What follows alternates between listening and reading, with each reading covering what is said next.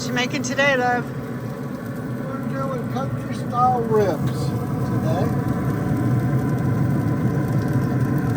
Why are they different colors? They have different seasonings. I have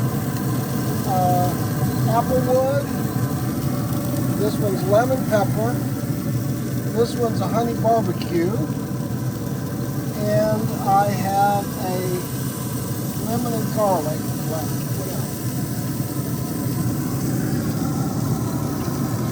Which is right there. It's my last ones. How long do they have to cook? Cook for about an hour, 45 minutes to an hour. So that should be good. On what temperature? Right now I have it at 275, but I'll turn that down to 225 here in a minute.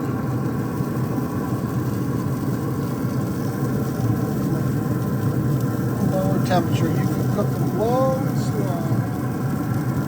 Cook them to about 130 degrees, and they should be good.